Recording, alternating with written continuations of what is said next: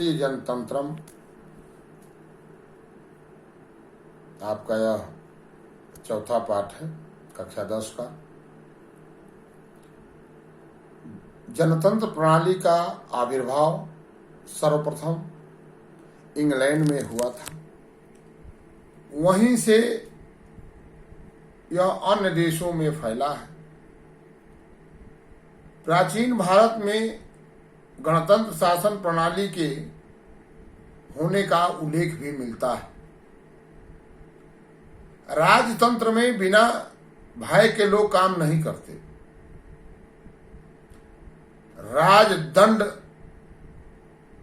जब निर्धारित होता था उसके डर से लोग काम करते थे, परंतु जनतंत्र में लोग कर्तव्य भावना से प्रेरित होकर कार्य करते हैं।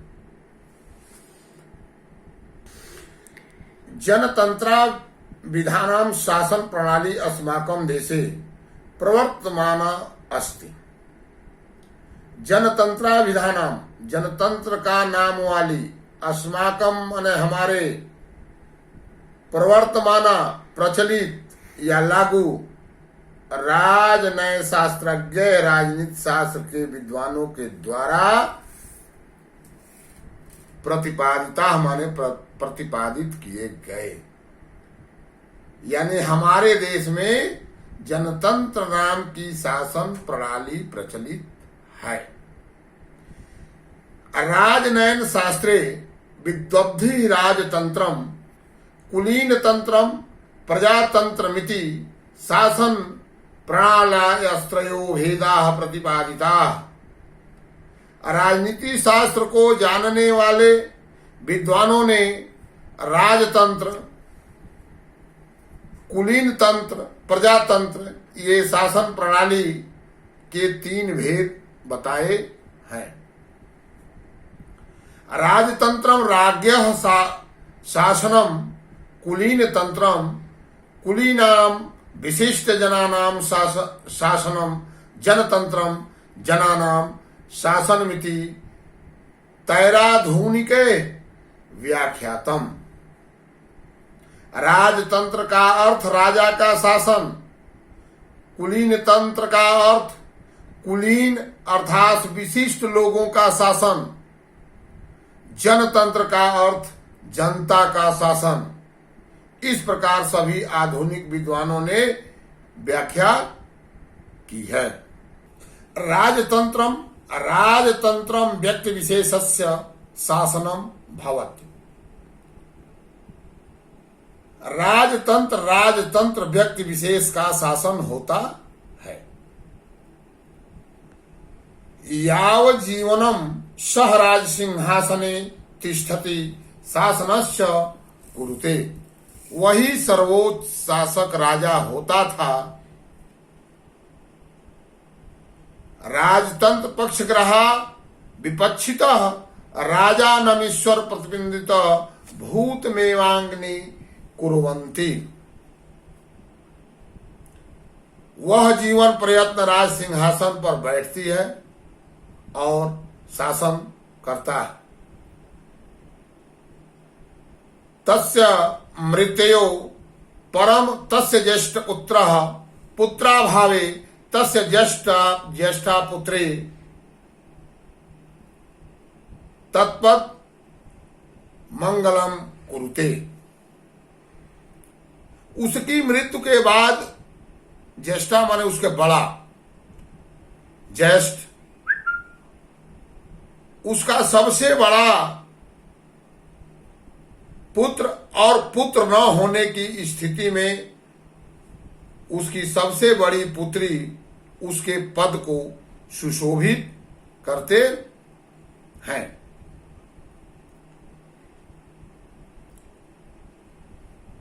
राजतंत्र पक्षग्रह विपक्षितः राजा नमीश्वर प्रतिनिधि भूत मेवांगे कुर्वन्ति। राजतंत्र का पक्ष लेने वाले विद्वान राजा को ईश्वर के प्रतिनिधि के रूप में ही स्वीकार करते हैं। तस्योचितो निचितो वा आदेश निलोंगनीय इति तेषां मद उसका उचित या अनुचित आदेश उल्लंघन करने योग्य नहीं है, अर्थात सर्वथा मान्य है, ऐसा ही उसका मत है। तीसरे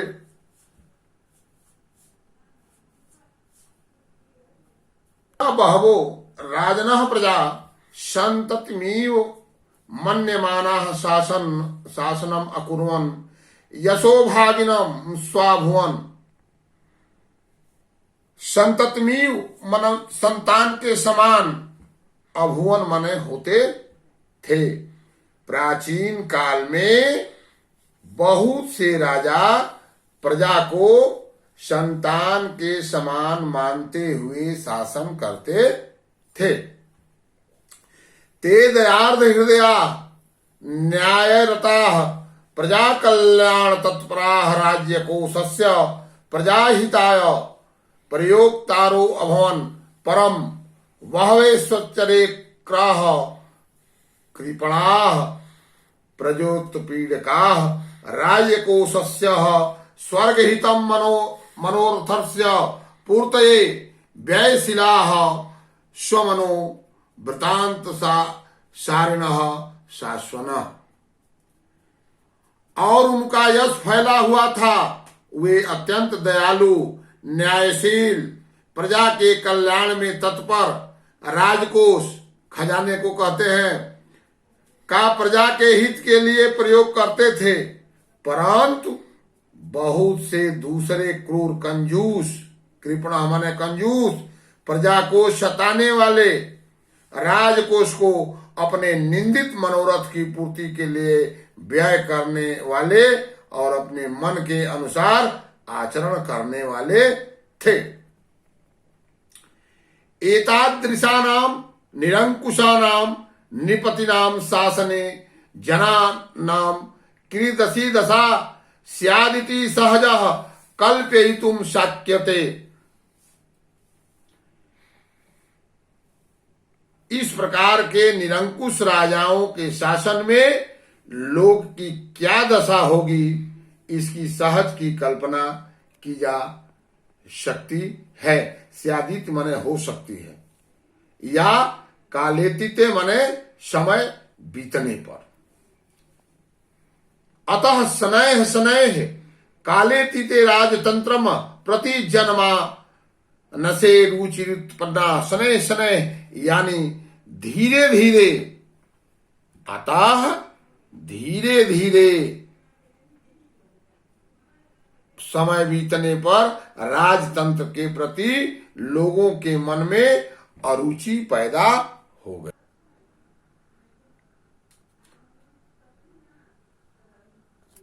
आप पढ़ते हुए पुस्तक को अपने सामने रखें। किसी प्रकार की कोई समस्या हो तो आप हमें कमेंट में पूछ सकते हैं, फोन पर पूछ सकते हैं।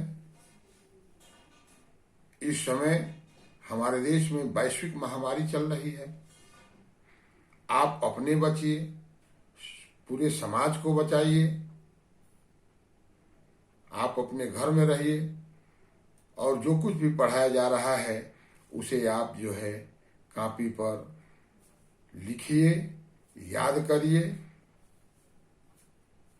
और आप अपने परिवार को सुरक्षित रखिए।